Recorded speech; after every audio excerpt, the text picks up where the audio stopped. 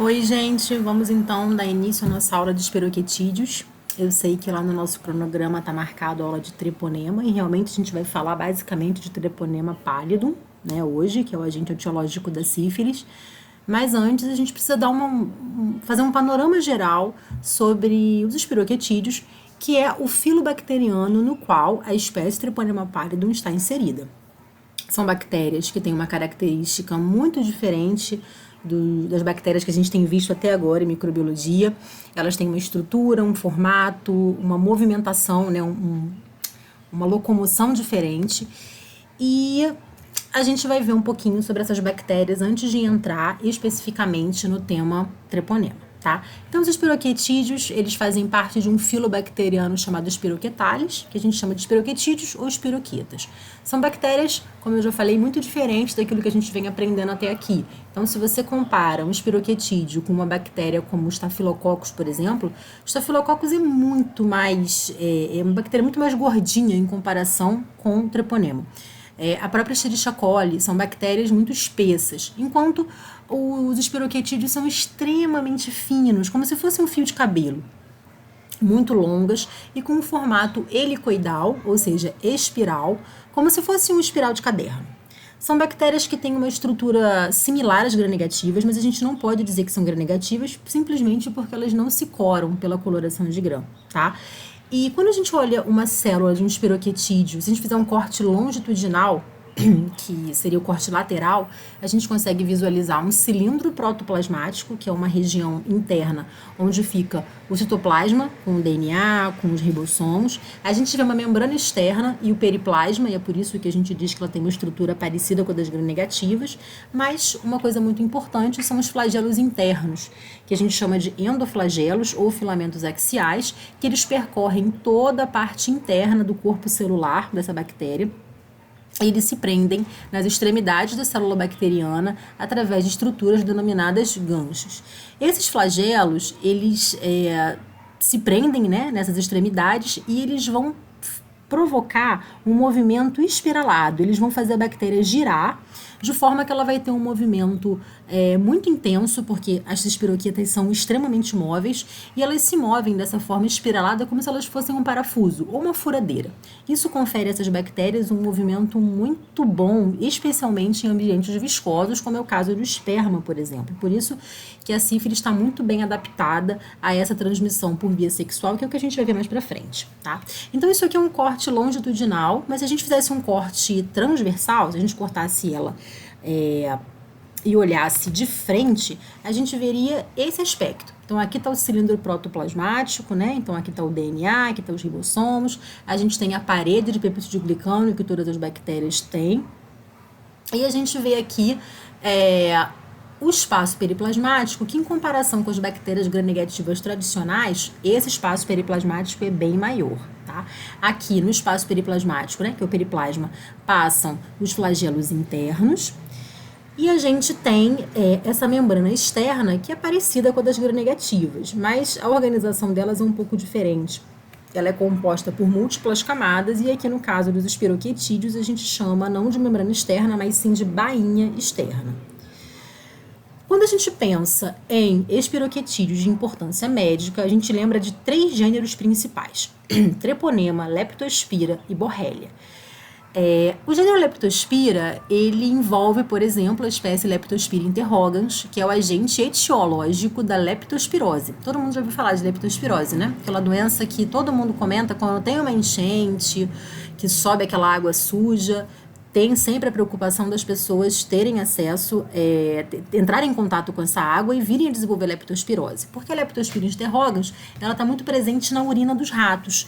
Então, quando você tem uma água que entra em contato com esgoto, existe a preocupação de ter naquela água contaminação por urina de rato e, consequentemente, pela leptospira interrogans. Se alguém coloca o pé naquela água suja, se tiver alguma lesão, alguma fissura, algum ferimento, essa bactéria pode atravessar, entrar no organismo e vir a causar leptospirose. A borrelia também, né, outro gênero, nesse gênero a gente encontra a borrelia burgdorferi, que é responsável por uma doença chamada doença de Lyme, que também é um problema em vários países do mundo. Mas a gente aqui na nossa aula de hoje vai falar mais sobre o treponema pallidum, que é o agente etiológico da sífilis. Todas essas bactérias, eles são muito difíceis de serem visualizados no microscópio. Como eu já falei para vocês, não é possível a gente fazer uma coloração de grã comum, como a gente faz para outras bactérias. A gente também não consegue visualizar se não for por técnicas mais específicas, como por exemplo o campo escuro ou a impregnação com sais de prata. Na técnica de campo escuro, a gente faz o inverso do que a gente faz na microscopia normal. Então, se você olhar aqui, por exemplo, a impregnação pela prata, tá vendo? O fundo ele é mais claro e as bactérias estão vistas, são visualizadas aqui como esses fiozinhos escuros, certo? No campo escuro a gente inverte, o fundo fica mais escuro e a gente faz com que a luz atravesse as células bacterianas que ficam bem clarinhas em contraste com o fundo escuro. Quando a gente muda esse contraste, fica mais fácil de visualizar, por isso que a gente chama essa técnica de técnica do campo escuro. Da mesma forma, na impregnação pela prata, a gente também pode visualizar essas bactérias, mas aí a gente não visualiza diretamente a bactéria. O que a gente faz é tratar essas bactérias com sais de prata, e aí o sal de prata ele vai agarrar na parede da bactéria, e com esse monte de prata agarrado nessa célula bacteriana, ela vai ficar mais espessa e vai ficar mais fácil de visualizar. Então a gente vai ver esse fundo meio marrom, meio alaranjado, e as bactérias com uma tonalidade mais escura sendo visíveis aqui, como se fossem esses fiozinhos bem finos.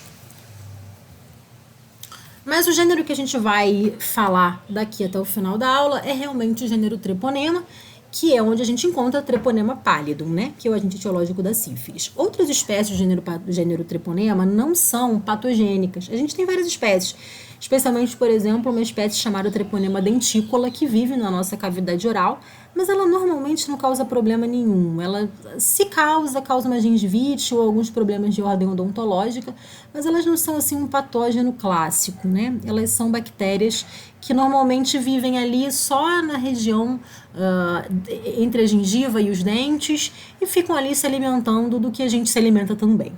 Agora, o treponema pallidum não, ele vai causar uma doença séria, uma doença muito antiga, uma doença muito importante chamada sífilis, tá? O treponema pallidum tem uma característica muito interessante, que é o fato de não ser cultivável. Até hoje não existe nenhum meio de cultura que permita o cultivo dessa bactéria, tá? O que a gente consegue é obter o treponema do sangue ou das lesões de uma pessoa doente, e consegue também, em laboratórios de pesquisa que trabalham com treponema pallidum, é possível manter essa bactéria viva através de cobaias, por exemplo, coelhos. Você consegue manter no coelho, mas você simplesmente mantém um animal doente para você obter a bactéria dele. Não é possível cultivar no meio de cultura. Como a gente ensina em todas as aulas de microbiologia, que a gente pega a bactéria, cultiva em meios específicos, isso não acontece para sífilis. Além dela não ser cultivável, como eu já falei, ela é extremamente móvel, e ela é capaz de atravessar as mucosas mesmo se não houver lesões nessas mucosas. Ela não consegue atravessar a pele íntegra, tá? Então, da pele não consegue atravessar, a menos que tenha uma ferida naquela pele. Agora, a mucosa, mesmo sem nenhum tipo de lesão, ela é capaz de atravessar as mucosas. Por isso, a principal via de transmissão é a sexual. A gente também tem uma transmissão muito importante, muito relevante em saúde pública, que é a transmissão vertical, da mãe para o seu bebê, durante a gestação. Mas, até o momento, a via de transmissão sexual é a que mais a mais importante, tá? Essa bactéria, ela tem vários fatores de virulência que vão permitir essa facilidade em desencadear a doença. Então, principalmente as adesinas, que são localizadas na extremidade da célula bacteriana, nessas pontinhas, né, que ela tem aqui. As adesinas, elas servem para reconhecer a mucosa. Elas reconhecem a mucosa através do reconhecimento de moléculas de fibronectina no tecido do hospedeiro. Então, a bactéria reconhece que ela tem uma adesina que vai reconhecer a fibronectina, e com isso, ela vai começar a liberar um outro fator de virulência, que são as mucopolissacaridases, que são enzimas que vão desfazer a união entre as células endoteliais. Então, a mucosa, ela é feita de células endoteliais que estão juntinhas. Quando você joga essa mucopolissacaridase ali, a bactéria consegue atravessar tanto mucosa quanto os vasos sanguíneos, por exemplo, né? Quando ela chega no vaso sanguíneo, toda bactéria que chega em vaso sanguíneo, que chega na corrente, na circulação sanguínea, ela precisa sobreviver nessa circulação. E para isso ela precisa de cápsula. E essa cápsula do Treponema pallidum, ela é especial, porque ela é feita de ácido hialurônico e sulfato de condroitina, que são moléculas que estão, assim, são altamente encontradas no nosso organismo. São moléculas, que são muito encontradas no nosso corpo. E quando você tem um Treponema pallidum revestido de uma cápsula de ácido hialurônico e sulfato de condroitina, essa bactéria não é reconhecida pela imunidade, né? Ela demora muito para ser reconhecida, então ela consegue ficar bastante tempo na circulação sem que haja uma resposta imune eficaz. A gente vai ver também que a sífilis, ela é muito diferente de todas as outras bactérias que a gente conhece, porque todas as bactérias que a gente viu até aqui, elas não podem chegar na corrente sanguínea, porque quando isso acontece, elas começam a disparar uma resposta imune muito violenta. Então, os Staphylococcus aureus, os Streptococcus, as bactérias gram-negativas, quando elas caem na corrente sanguínea, elas logo geram uma resposta muito intensa. O paciente desenvolve febre, ele começa a evoluir para o choque, ele pode ter uma sepse, um choque séptico. No caso do Treponema pallidum, isso não acontece. A gente vai ver que o paciente pode ficar até anos com a bactéria circulando no sangue e ele, de modo algum, evolui para um quadro de choque séptico. A bactéria simplesmente fica ali e o organismo responde de uma forma muito branda a essa infecção. Então, vamos lá. A gente já viu, então, que existe uma coisa muito especial na sífilis, né? Uma resposta imune diferente, o desenvolvimento da doença é diferente. Além disso, é uma doença marcada por fases muito bem estabelecidas, cada uma com a sua sintomatologia e cada uma com a sua apresentação clínica, tá? Vamos ver, de modo geral, como acontece, e depois a gente vai vendo cada fase mais detalhadamente. Então, aqui eu vou falar da sífilis adquirida, que é a sífilis que a pessoa adquire na fase adulta após uma relação sexual, por exemplo. Não estou falando aqui da sífilis congênita, que é aquela que passa da mãe para o bebê, tá? Estou falando da sífilis que é adquirida por via sexual. Então, você tem a transmissão, ou seja, o contato com a bactéria, né? Essa bactéria vai entrar, ela vai acessar o organismo humano através das mucosas. Da mucosa genital, essa bactéria, ela é capaz de perfurar a mucosa e assim ela chega no interior do organismo desse novo hospedeiro, né? Quando ela atravessa a mucosa genital, a gente vai visualizar ali naquela mucosa a formação de uma lesão bem na região onde a bactéria entrou. A gente vai chamar essa lesão de sífilis primária e a pessoa fica com aquela lesão por alguns dias, até algumas semanas, e é uma lesão que vai regredir sozinha, né? Depois de um tempo, a pessoa acha que já se curou daquela lesão, nem lembra mais que teve aquela lesão na mucosa genital. Só que depois de umas 2 a 8 semanas, o paciente começa a apresentar o resultado da proliferação bacteriana no sangue. Porque a bactéria atravessou a mucosa, gerou aquela lesão, mas ela não parou ali. Ela começou a atingir a corrente sanguínea. Ela atinge a corrente sanguínea, começa a se multiplicar intensamente, até que chega uma hora que tem tanta bactéria na corrente sanguínea que as bactérias, elas começam literalmente a extravasar da corrente sanguínea.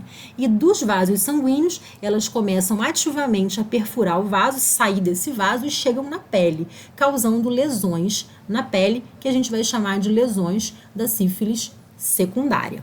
Tá? A sífilis secundária ela vai ser caracterizada por várias lesões que às vezes os pacientes confundem com reação alérgica, confunde com zika, por exemplo. Muitas vezes a pessoa considera que tem tudo menos sífilis.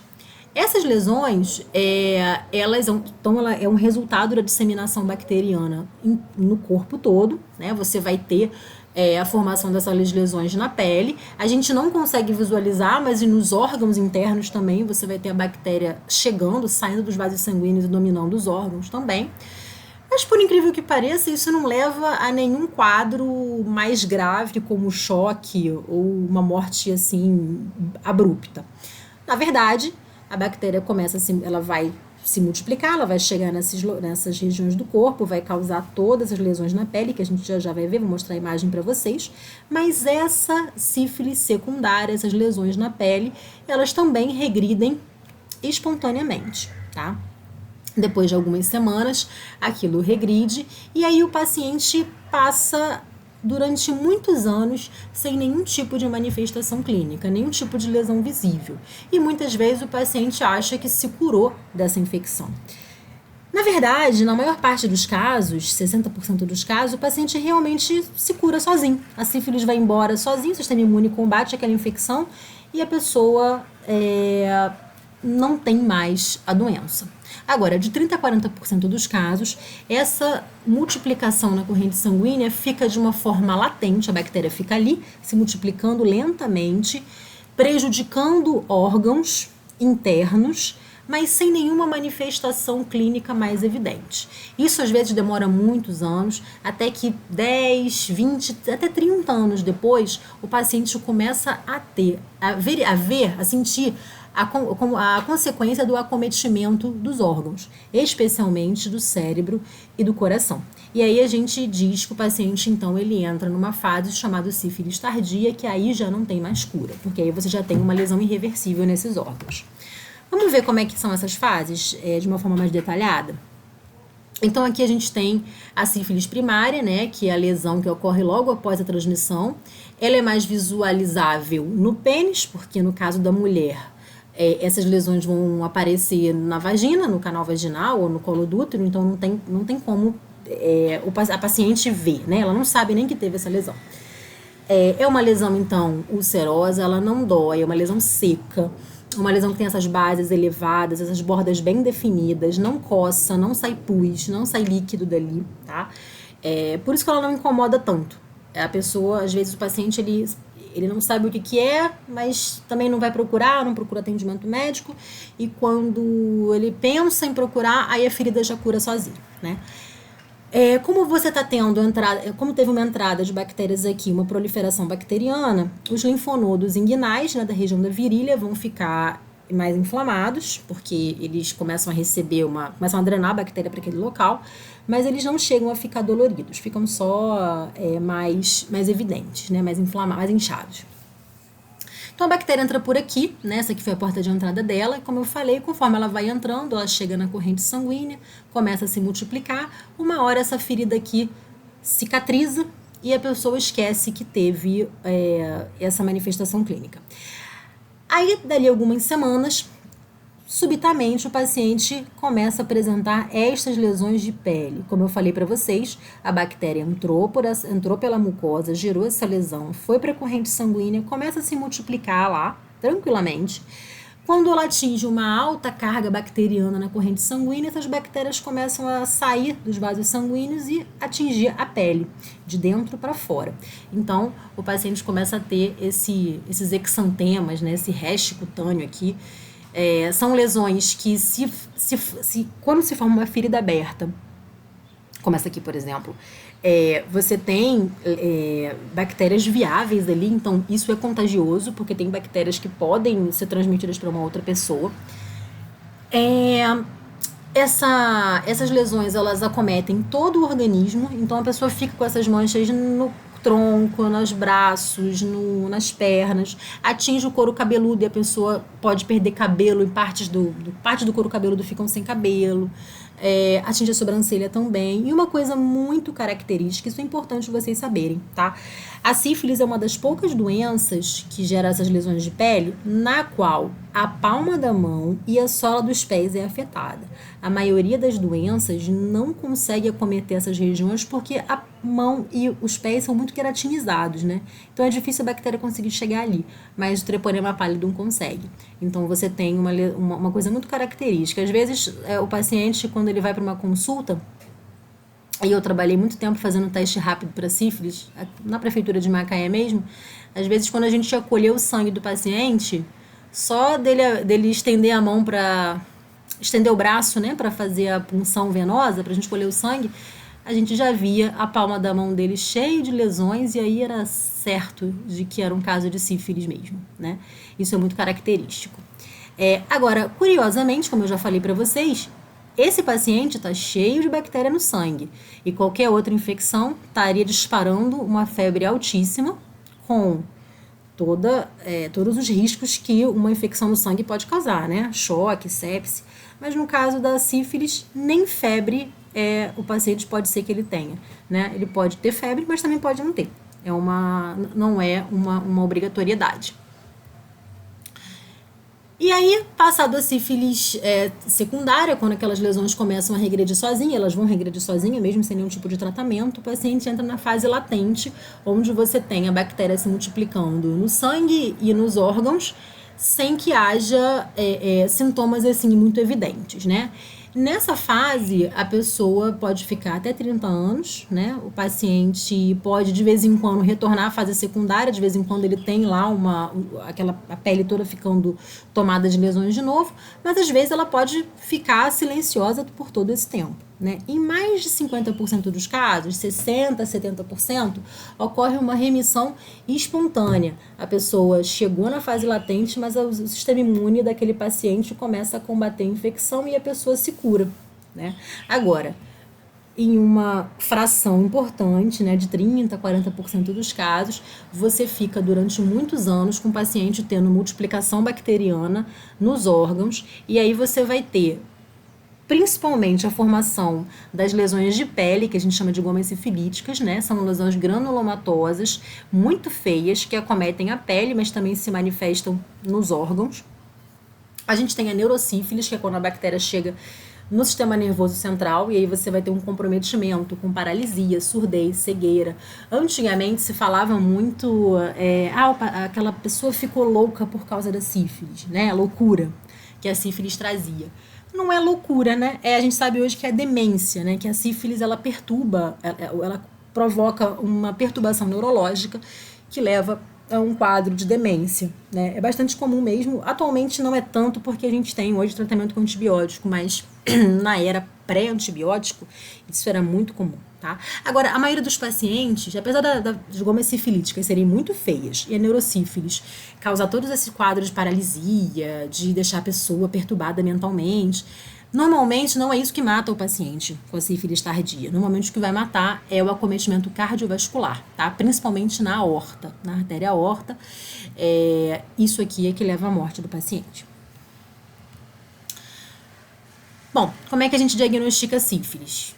Tem várias formas, né? Dá para diagnosticar por microscopia, mas não é a forma mais correta, né? Eu já falei para vocês que a gente pode raspar as lesões, por exemplo, as lesões do cancro duro, né? Da fase primária, que é aquela lesão na mucosa genital, e também as lesões de pele na sífilis secundárias também tem bactérias viáveis.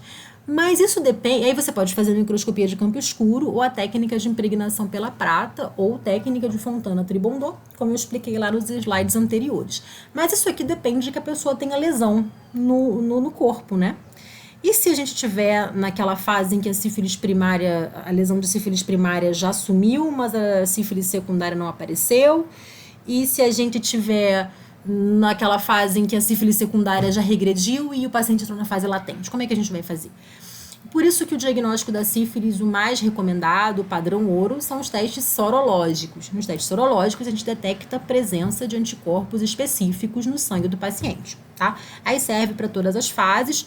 Na fase, secundária, latente, tardia. Na fase primária, não dá ainda para a gente dizer com certeza que consegue diagnosticar, porque na fase primária, de repente, pode não ter dado tempo ainda de gerar anticorpos, e aí a pessoa faz um teste, dá negativo e acha que não tem sífilis. Não, na verdade deu negativo porque ainda não deu tempo desses anticorpos serem formados. Mas a partir da fase secundária, já é possível fazer um teste sorológico. Hoje, tem dois tipos de teste sorológico que são testes padrão, né? O teste treponêmico, que é o teste rápido, que é o teste mais utilizado nos postos de saúde atualmente. O Ministério da Saúde, ele distribui muitos kits nas unidades básicas de saúde, nas maternidades, para detectar se aquele paciente tem ou não tem sífilis, tá? E tem o VDRL, né? Qual é a diferença dos dois? Vamos explicar detalhadamente. O teste rápido é um teste muito simples, né? Isso aqui é como se fosse um teste de gravidez, sendo que aqui passa um papelzinho aqui dentro. Nesse papel você coloca, o fabricante do teste, ele pega treponema pálido mesmo, a bactéria treponema, esmaga, tira um fragmento ali da bactéria, esmaga e fixa a bactéria nesse papelzinho. Aí você quer saber se o teu paciente tem sífilis, se ele tem anticorpos para sífilis, você pinga uma gotinha do sangue do paciente nesse espaço, o sangue vai subir, e se por acaso naquele sangue tiver anticorpos, ele vai reagir com aquelas bactérias que foram presas nesse papel, formando uma linha vermelha que vai dar positivo, tá? Então, aqui no teste rápido, você consegue saber se a pessoa tem anticorpos para sífilis ou não. Agora, uma coisa importante da sífilis, que a gente sabe, é que na sífilis, primeiro, presença de anticorpo não significa que a pessoa vai se curar da doença, né? A doença está bastante evidente, a pessoa já pegou várias sífilis ao longo da vida, já teve anticorpo, tem anticorpo. Agora, conforme a doença avança, os anticorpos aumentam em concentração no sangue. E conforme a pessoa se cura e a bactéria vai sumindo no sangue, os anticorpos eles vão sumindo também. Então, se a gente conseguir saber se a pessoa tem muito anticorpo ou pouco anticorpo, a gente consegue saber se ela está com uma infecção ativa, a gente consegue saber se ela está se curando e a gente consegue também saber se o tratamento funcionou. Porque se você reduz a concentração de anticorpos naquele paciente, é porque a concentração de bactérias caiu também. Então, o VDRL ele é importante porque ele é um teste que permite a gente determinar a concentração de anticorpo no sangue, tá? Como é que a gente faz isso? Já vou explicar detalhadamente para vocês. Basicamente, só por curiosidade, VDRL é uma sigla mais difícil de falar, né? VDRL. Mas isso em inglês, é uma sigla em inglês para Laboratório de Pesquisa em Doenças Venéreas, que foi o laboratório que elaborou a técnica do VDRL. Para começar, a gente precisa saber que o VDRL é um teste não treponêmico. O que significa isso? Para a gente fazer o teste, a gente precisaria de muita bactéria para reagir com os anticorpos do paciente. Então, como é difícil obter treponemas, porque, como eu falei para vocês, não é uma bactéria cultivável, né? A gente tem que pegar de um animal um animal doente que fornece para a gente essa bactéria. Então, é difícil a gente obter essa bactéria na mão para fazer o teste. Então, o VDRL ele não utiliza treponema pálido. Ele utiliza uma mistura de moléculas que parece muito com a parede do treponema, que é uma mistura de cardiolipina, lecitina e colesterol, tá? Quando isso aqui se mistura, ele se liga aos anticorpos para treponema no nosso organismo. Por isso que a gente utiliza para detectar esses anticorpos. Mas ele não utiliza treponema, então a gente diz que ele é não treponêmico. O teste rápido, ele precisa de pouquinho treponema, tá? Bem pouco. Então, ele pode utilizar a própria bactéria. O VDRL a gente vai precisar de muito. Então, ele não usa treponema. Ele usa uma mistura de moléculas que mimetiza, né? Que parece o treponema pálido. Bom, o VDRL, ele se baseia no conceito de diluição do soro. Se você dilui muito soro e ainda assim você acha anticorpo, significa o quê? Que aquele paciente está com uma carga de anticorpo altíssima. E se ele está com uma carga de anticorpo altíssima, ele automaticamente também está com uma carga bacteriana altíssima. Agora, se você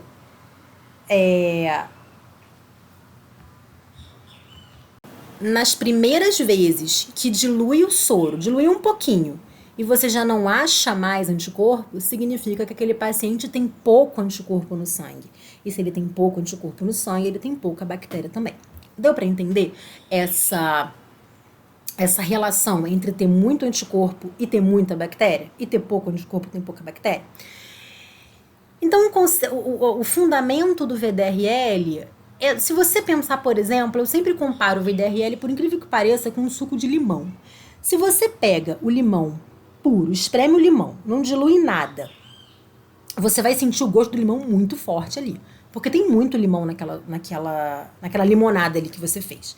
Mas conforme você vai diluindo, o gosto do limão vai ficando cada vez mais fraco, não é verdade? Cada vez mais fraco.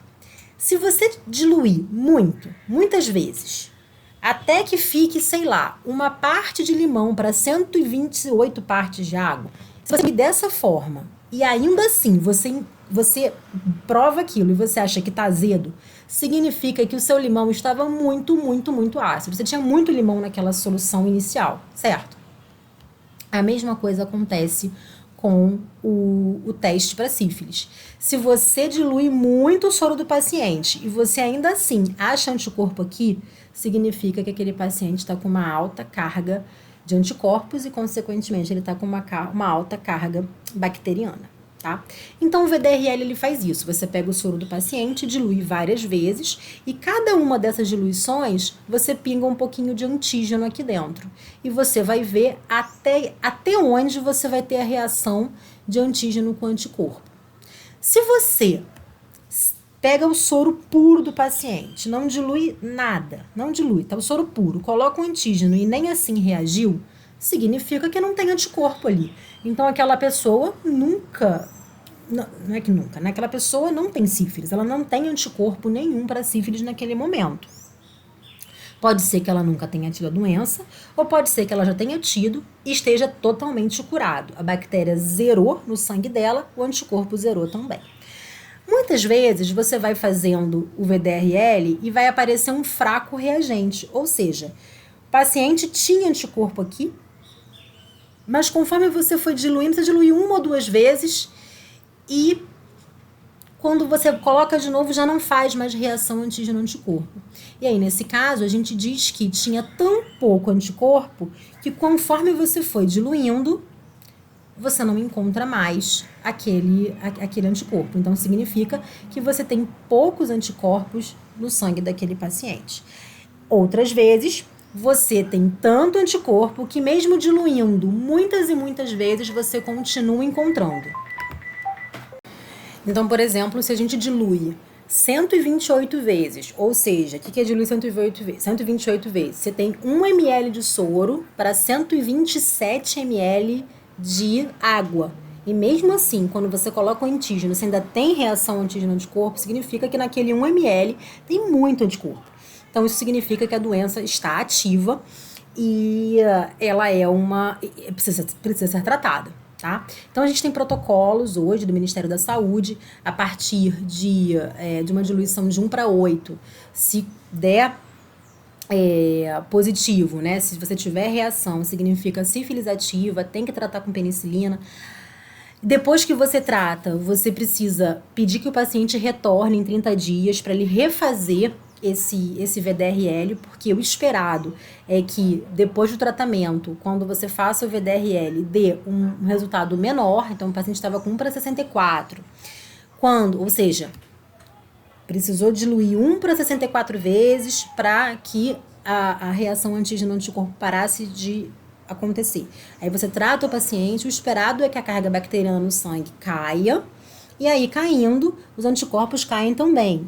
E aí o esperado é que depois do tratamento o paciente tenha, 1:4, né? Então, o VDRL ele é super importante não só para você determinar se a pessoa tem sífilis, mas para determinar a evolução da doença. Da mesma forma, se o paciente faz um VDRL e dá, por exemplo, 1:2, ou seja, ele tem anticorpo, mas é pouco. Isso significa que ele está numa fase inicial da doença e dali a 1 mês ele vai estar com muito anticorpo? Ou isso significa que ele já teve e se tratou, ou a infecção está regredindo sozinha e dali a 1 mês ele não vai ter nada? Enfim, a gente precisa repetir depois de um tempo para avaliar. Uma coisa importante é que o paciente com sífilis, ele tem a tendência de, depois que ele trata, ele ficar com um restinho de anticorpo, né? Mesmo tratado, o VDRL pode dar positivo aqui em 1:2, 1:4 durante vários meses. É o que a gente chama de cicatriz sorológica. Tá? Por isso que é importante a gente acompanhar se teve um VDRL de 1:2 ou 1:4 ou até 1:8. É preciso acompanhar para saber se a infecção vai regredir, vai avançar ou se vai ficar parada sempre nesse valor. Se ficar parada, significa provavelmente que o paciente ele já teve uma infecção, já tratou e agora ele está com aquele resto de anticorpo que vai demorar ainda um pouco para sumir. Agora, como eu falei para vocês, esse é um teste não treponêmico, tá, né? Então, você está detectando a reação do anticorpo do paciente com um antígeno que parece treponema, mas não é treponema. Então, para você ter certeza que esse teste, quando dá positivo, é isso mesmo, que a pessoa tem treponema no organismo, você pode fazer um teste mais específico, né? Na verdade, que é o teste que a gente chama de confirmatório, que é o FTA-ABS. ABS é de anticorpo, antibodies, né? E F de fluorescência. Nesse teste, o soro do paciente ele é colocado em contato no laboratório com uma lâmina que já tem o treponema pálido imobilizado aqui, a bactéria vai ficar presa numa lâmina, o anticorpo do paciente entra em contato com essa lâmina e se houver anticorpo para treponema, ele vai se ligar nessa lâmina, né? Nessa bactériazinha que está paralisada ali. E aí você no laboratório trata esse anticorpo, né? Esse anticorpo com anticorpos que tem uma fluorescência, né? Umas bolinhas fluorescentes presas. Então, se o paciente tiver realmente anticorpo para o treponema, esse anticorpo do paciente vai se ligar nessa bactéria e depois esses anticorpos com essa bolinha fluorescente vão se ligar no anticorpo do paciente.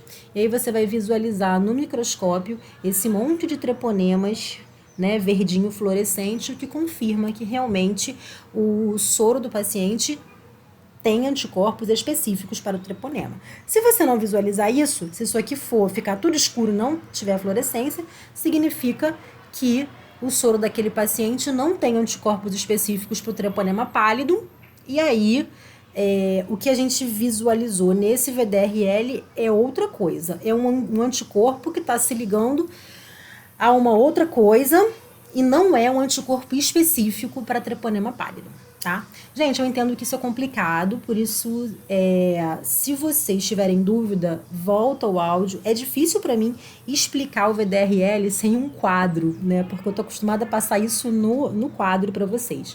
Mas qualquer coisa, se vocês mandem dúvidas, tá? Por favor. Então vamos falar um pouquinho de um problema sério, né? Ainda mais no Brasil. O Brasil enfrenta, já tem aí uns 6, 7 anos que a gente enfrenta, acho que até mais que isso, um problema sério que é a sífilis congênita, né? Porque a sífilis, como a gente viu lá atrás, ela por si só já é um problema sério, porque ela causa uma doença que pode ficar durante muitos anos e ela vai levar à morte do paciente dali a 30 anos, né? E quanta gente esse paciente pode contaminar ao longo da vida, né? Mas a sífilis tem ainda um problema a mais, que é o fato dela atravessar a barreira placentária. Então, uma mulher grávida que tem sífilis ou que adquire sífilis, ela pode, tem uma propensão muito alta de passar a doença para o seu bebê, né? Se a mulher está grávida durante a fase primária ou secundária da sífilis, né? Ou seja, se ela está grávida e adquiriu a sífilis, ou ela engravidou durante aquela fase primária da doença, ou seja, se ela está grávida na fase inicial da doença, a chance de transmissão é de 50% até 100%, tá? Isso normalmente ocorre porque nessa fase ainda não tem tantos anticorpos que possam bloquear a infecção para a placenta. Conforme a doença avança, na fase latente ou na fase tardia, a gente tem a impressão que na fase tardia já tem todo aquele comprometimento neurológico, cardiovascular, mas se a mulher engravidar nessa fase da doença, como ela já tem muitos anticorpos, a chance de transmitir transplacentariamente cai muito, né? Mas, de qualquer forma, quando essa bactéria atinge o feto na placenta, você tem um problema muito grave para aquele feto. Em média, de todos os fetos que são infectados com sífilis, com treponema pallidum, né? 40%, um pouquinho menos da metade, não tem um desfecho favorável. 40% vai resultar em aborto ou a criança nasce morta, tá? Nos outros casos, nos 60% de casos em que a criança nasce, você tem metade delas sendo assintomáticas por toda a vida. Então, o que acontece? A criança, ela nasce com sífilis congênita, ela tem o treponema na sua circulação, ela fica com bactérias circulando no sangue, ela chega na fase adulta, ela pode transmitir na fase adulta para uma outra pessoa, por via sexual, por exemplo, quando ela crescer e começar a ter uma vida sexual, ela pode transmitir, mas ela pode ser assintomática. As outras 50% também nascem com treponema pálido na circulação, mas elas começam a desenvolver sintomas bem característicos da infecção por sífilis nessa fase tão inicial da vida, tá? A sífilis congênita, então, né, é porque quando a criança nasce com sífilis, a gente chama de sífilis congênita. Então, a criança pode ser sintomática ou ela pode ter manifestações clínicas dessa infecção. Essas manifestações podem aparecer antes dos 2 anos, e a gente chama isso de sífilis congênita precoce. Nesse caso, primeira coisa que pode acontecer, nascimento prematuro. A criança não completa as 40 semanas de gestação, ela nasce bem prematura ou com baixo peso, tá? Às vezes a criança nasce no tempo certo, mas ela tem um peso muito baixo para a idade gestacional. Ela pode nascer com lesões cutâneas ou bolhosas, que é muito parecido com o que acontece na sífilis secundária, né, no adulto. Mas nesse caso aparecem muito lesões descamativas, que também acometem muito a sola dos pés e a palma das mãos. É muito comum alterações ósseas, especificamente nos ossos da tíbia, onde você tem uma deformidade que é conhecida como tíbia em sabre. Isso aqui parece um sabre. Depois procura na internet o que é sabre. A gente olha, parece estar ao contrário, né? Mas na verdade, parece que isso aqui é panturrilha, mas na verdade isso aqui é o osso que está deformado, ele fica virado para frente, tá? E também é comum uma alteração nos ossos da face, onde a criança nasce com essa região aqui acima do nariz afundado. A gente chama de nariz em cela, tá? É comum também a metafisite, que é a inflamação das metáfises ósseas. E também a criança pode nascer com surdez, pode nascer com cegueira, com algum problema relacionado ao atraso mental. A microcefalia também, muito comum, né? Na época do Zika se falou muito microcefalia, mas microcefalia a gente sempre viu na sífilis, né? Sempre nasce criança com microcefalia, infelizmente, por causa da sífilis. E aqui em vermelho eu marquei quais são as mais comuns, tá? O mais comum na sífilis congênita é a prematuridade, o baixo peso, as lesões na pele e o problema nos ossos. Agora, algumas crianças nascem aparentemente normais, sem manifestações clínicas, mas elas vão apresentar sintomas que só vão ser visíveis depois que elas começam a crescer. Então, aí depois que elas começam a crescer, depois que a criança começa a crescer, a gente começa a detectar o atraso mental, lesões gomosas, que são as gomas sifilíticas, né, na pele. Ela começa a ter uma perda de audição progressiva. E uma coisa também muito característica é a deformidade nos dentes e nos ossos, especificamente no dente. A criança, quando ela começa a nascer os dentinhos, você visualiza no dente dela uma invaginação, né? Uma entrada aqui. Isso aqui é clássico de sífilis congênita. Às vezes a criança só deve ser detectada com sífilis quando ela começa a colocar os dentes, e o pediatra ou o dentista logo observa isso, que é o dente de Hutchinson, né? Você tem essa entradinha no dente. Ou então os molares, que são aqueles dentes maiores lá atrás da boca, eles não têm o formato de um molar normal, eles ficam com o formato de uma amora, ficam assim com umas deformidades que eles ficam parecendo uma amora. E também botei em vermelho porque isso aqui é o mais comum de aparecer. E uma coisa importante, a criança que nasce com sífilis congênita, ela tem o VDRL alto, tá? Ao longo de toda a vida, até ela ser tratada se ela for tratada com penicilina, com antibiótico apropriado, ela continua com essas deformidades e com isso aqui tudo. Mas você para a proliferação bacteriana. E também é importante falar que se durante a gestação a gestante fizer o tratamento com penicilina, a criança não nasce com sífilis congênita, tá? Então, um pré-natal adequado é a principal ferramenta para evitar que a sífilis se manifeste, né? Mas, infelizmente, a gente não consegue fazer isso no Brasil, né? Até hoje a gente vive uma epidemia de sífilis, são muitos casos. Aqui eu coloquei só um gráfico bem que vai até 2013, mas assim, hoje a gente está com muitos casos de sífilis. É uma epidemia que passou, assim, a gente teve um boom. A partir de 2011 a gente começou a ter muitos casos no Brasil. Hoje ele é a terceira DST mais prevalente no Brasil, só perde para o linfogranuloma venéreo, que é o clamídia, e para a gonorreia.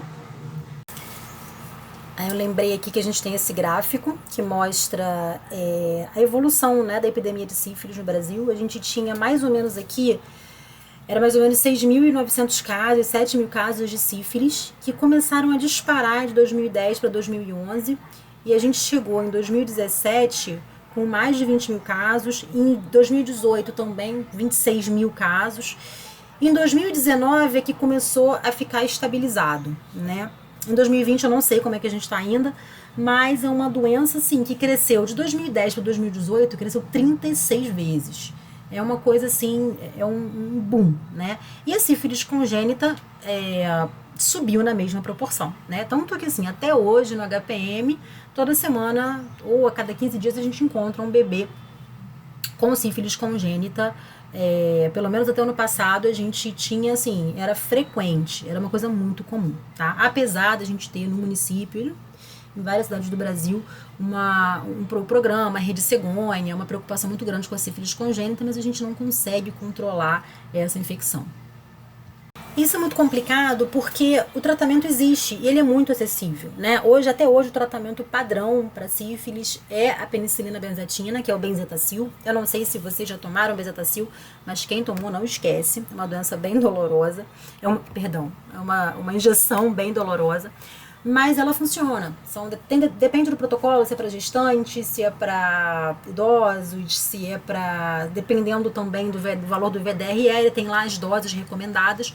Mas o tratamento com benzetacil ainda é o padrão. Se a pessoa se faz o tratamento correto com a penicilina, ela é tratada com sucesso, mesmo se você não fizer o acompanhamento pelo VDRL. Porque se sabe que o treponema pallidum responde muito bem ao tratamento com penicilina. Agora, a gente andou um tempo atrás, tem uns 4 anos atrás, com desabastecimento de penicilina. Foi uma tragédia que a gente viveu em termos de saúde em 2016, mais ou menos, 2015, que foi o desabastecimento de penicilina no Brasil. Né? A gente não conseguia comprar, ficamos sem benzetacil e a alternativa era tetraciclina ou azitromicina. Só que não é um tratamento adequado, né? Então muitas vezes o paciente não responde e a infecção continua, né? Talvez esteja aí também a resposta, né, para essa pergunta: por que a epidemia de sífilis cresceu tanto no Brasil? Talvez também tenha sido pelo desabastecimento da penicilina, que é o tratamento padrão até hoje, tá? Lembrando que é importante explicar para o paciente que o tratamento com a penicilina, ele leva ao aparecimento, é possível que ocorra, não é certo, mas é possível que ocorra o que a gente chama de reação de Hersheimer, que é um agravamento dos sintomas após o tratamento com antibiótico, porque as bactérias todas começam a morrer e aí sim você começa a disparar uma resposta imune muito exacerbada, né? A paciente volta até aquela fase secundária da doença com sintomas de lesões cutâneas. Ele pode ter aí sim febre, calafrios, mas ele vai tratar e vai ser considerado tratado com sucesso se ele completar o tratamento. Enfim, gente, tem muito mais coisa para falar de sífilis. Sífilis é um mundo, é uma doença assim, é uma fisiopatologia que eu particularmente também gosto muito. Vocês veem que eu adoro todas as doenças. Mas sífilis eu acho muito interessante. Eu não vou falar mais para não me estender muito. Eu acho que tudo que eu falei aqui é o básico para vocês entenderem. Tendo alguma dúvida, vocês me perguntem, tá? Por favor, coloca lá no chat, manda pergunta por e-mail, que a gente vai tentar explicar. Eu sei que é difícil entender o VDRL, é difícil entender também a fisiopatologia da doença muitas vezes, mas qualquer dúvida vocês me perguntem, tá bom? Obrigada e bom estudo para vocês.